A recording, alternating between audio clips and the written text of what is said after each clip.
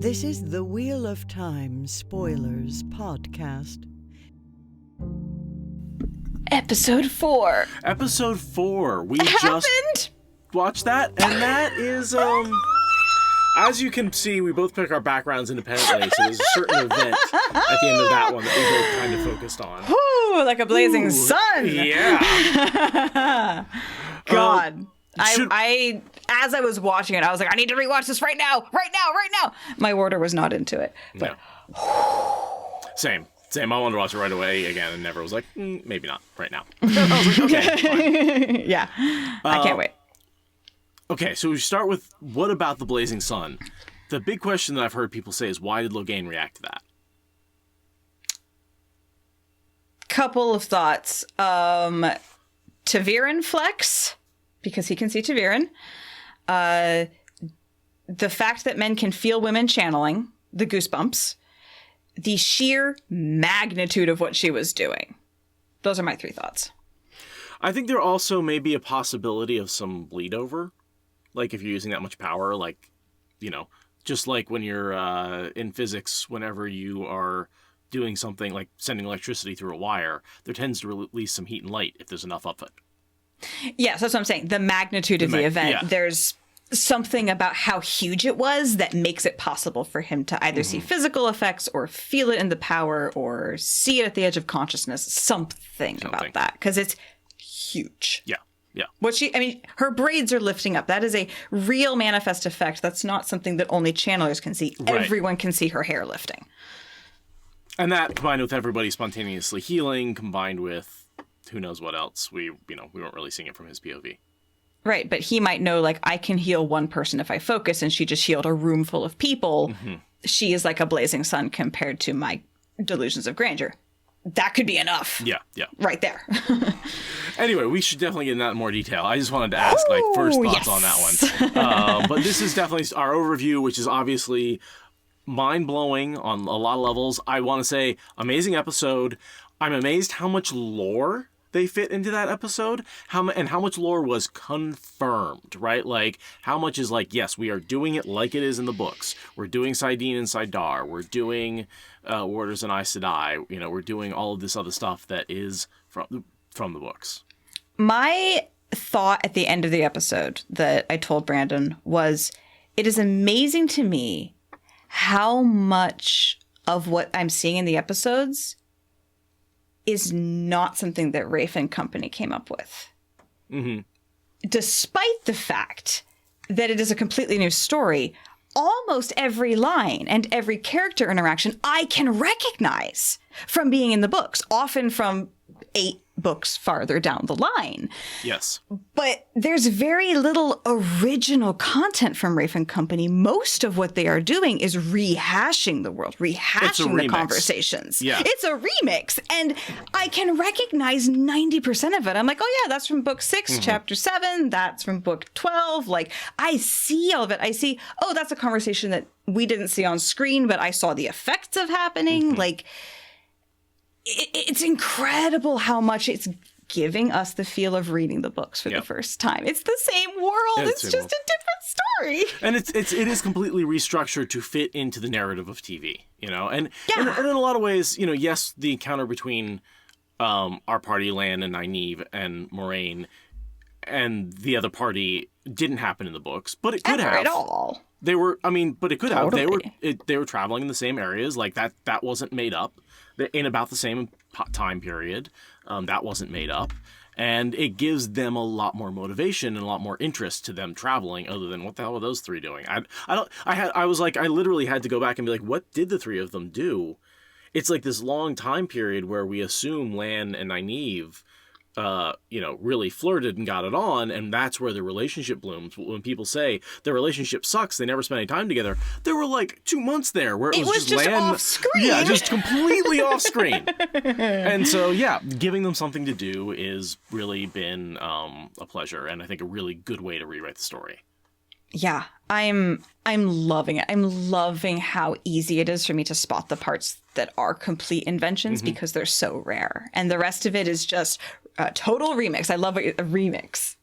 That is the term for it. And I don't want to know what's going to happen next, but I want to know why it's happening, right? There's that tension, and episode 4 really drove home to me how much Rafe and the others get that and are bringing that to the table. And I have my issues with their creative choices, like I have issues with Jordan's creative choices, right? Like, they are just right on the same shelf as Jordan, and what more could we ask for?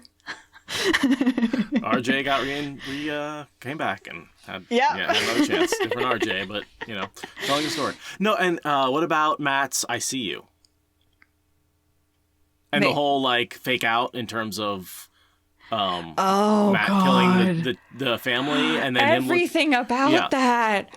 And then Matt's fight with the Fade that happened in the streets, right? Like each one of those scenes. Shadowspawn and the dagger interacting is canon, right? We know that gives him the ability to sense each other, right? That's what the evils do. They sense each other and attract each other. The fight with the Fade was exactly the same, except somewhere else, right? Like, all Tom gets left behind, saving them. Right. We get Owen. I was worried that Owen was out of it, and nope, Tom's just like, by the way, here's my backstory, basically straight out of the books. Straight out of the books. That's what I was saying. Like, we get so much from the books confirmed in this episode, and Tom's backstory with Owen was definitely one part was like, check, and let's see, I wonder where he was. Hanging out with the Queen. Yeah. Right? Like, the only difference is that he's protecting Matt more than Rand. Yeah. That's the only difference, is which boy he thinks it is, which, given how he's introduced to the party, it's a coin toss which way he would have gone on the boys. So for this telling to be different is like canon. Yeah. Basically. And I love that we get someone said the Tom from when they reunite after Dina. Yeah. Which is appropriate because we do sort of get Dana, which totally different character, but there is that sort of implication that this is Tom, a more cynical version of Tom, a Tom who's lost more, a Tom who's maybe less willing to help out, but he still helps. Yeah, one of my thoughts for the episode we're going to record after we finish this video, the deep dive of episode 3, is that Tom singing the song about Rand could very well be about himself if he's that post-Dina Tom, and he's feeling down in the dumps. He's feeling sorry for himself. He has this pain he can't forget. He could be singing that song because of its cathartic value to his own process, if that is where we're picking up Tom in his arc. Sure. It works for that Tarvalin version of Tom. I think the saddest thing is that we didn't get another song out of him before he got just, let's say, delayed by a Fade. Yeah, I'm a little disappointed, but also his story's going really fast. He's entering into trust with the boys very quickly in this episode. And again, we're getting a lot of compressed travel time. Yeah. Right. And we're getting, there's a bit of that chaotic timeline warping feel, even though we don't have the fever like we did in the books. We are getting a bit of a hectic travel montage from that party for this period, which is super, super canon. And then the part where they made Els a kid. Yeah. And Brigida. I fucking melted down when Brigida got mentioned. Like, oh my God, Matt's going to meet Brigida. Brigida's canon. Brigida's confirmed. She's gonna show up. We're seeing her right here. It's a thing. I exploded. I could barely pay attention for like 10 minutes after she got introduced. And Logain. Like, we haven't even touched on Logain, right? Like, we just skipped right over like the main part of the whole story, which is, I'm so excited that his story is being brought forward. Yeah. He's so good. Seeing his story is so good. Seeing what a false dragon means. Seeing what all bonds are broken means. I loved his deception, where like he was not being held by Two Aes Sedai.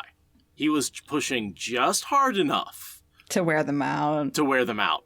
And the second his army showed up, he broke free. So a bunch of people I've seen a bunch of complaints. People are like, how did Two Aes Sedai hold them? They didn't. He was letting himself be held till his army showed up. It was a trap for them. And if it wasn't for Nynaeve, it would have worked. Yep. If it wasn't for that meddling wisdom. Yeah, I was a bit annoyed that they did away with the tradition of it has to be 6 Aes Sedai holding a shield. But at the same time, I am very pleased that he broke out, because it proves that they lost that tradition somewhere along the way, and it shows, right? Like, you need 6 Aes Sedai to hold an unbreakable shield. Yeah. And they don't have that because of whatever lore loss along the way. And so it's different from the books, but it's also exactly what would happen in the books if that piece of lore had been lost in one of the great Alexandria Fire Library situations, you know? Yeah, I have no problem with that slight variation in Tower lore, right? Like, oh yeah,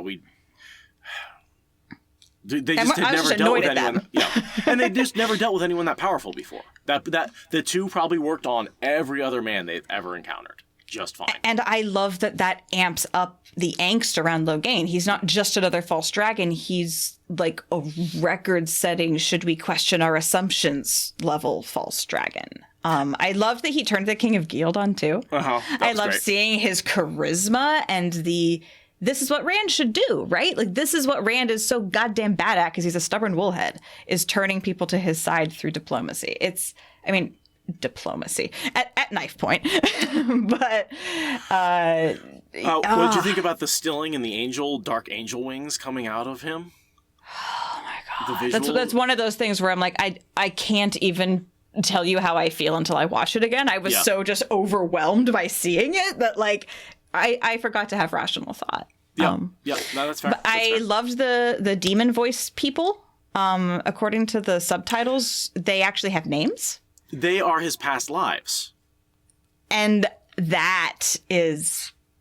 I want to dig into that. That whole conversation sets up so much between Rand and Moiraine later when he's claiming to hear Lewis Theron tell him on. Right, and Rand and Cadswain, and Rand and Semirog, and Rand and Asmodean. The fact that they're bringing the past lives thing farther forward is... I'm so excited to dig into what that means for the lore. They're really digging into the wheel. And the reincarnation theme. Which is interesting, considering we've never actually seen an image of the wheel. We've only seen the circular dragon. Yeah, the Ouroboros. We're not getting the 7 spokes. Nope. We're not getting any of that. Although, unless you want to say that the intro image with the 7 Aes Sedai coming together are the 7 spokes of the wheel. Oh, shit. That is totally the 7 spokes of the wheel right there.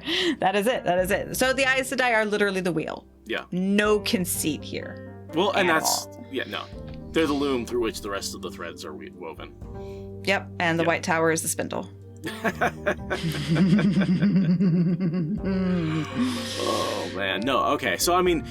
I've seen the episode once. You've seen the episode just once? Just once. So we'll do a deeper dive on it and release that. But yeah, this is our first reaction to... we did a quick reaction to the first 3 episodes. This is our quick reaction to the 4th. The deep dives are coming. They are long. And and a lot of things have happened this week. All right? Including, we're really slammed right now. Oh my god. My anniversary, Thanksgiving, another episode came out that we had to... God, it's a lot. It's a lot, plus all the reactions to filming to the first 3. So I just thank you for bearing with us. Thank you. We really appreciate it. We are hoping that our long form content is it's going to take a little while longer to come out, but will be a little deeper dive than the first reactions, the 10-15 minute reactions that people are doing. So bear with us. It takes a while to edit a 3-hour recording session. Not sorry. Like, comment, review, subscribe. Go give them a positive review on Amazon, and drink some water. Oh, and before we go, the Tinker philosophy. Oh my god, I love the Tinker philosophy. Okay. So much to talk about. I want revenge. And the best way to get revenge on violence?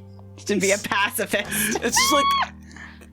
Loved it. So much to talk about. All right. See you soon. Bye. Bye. Thank you for listening to the Wheel of Time Spoilers podcast. Rate us in the Apple Podcast app or support us on Patreon. Is that good enough?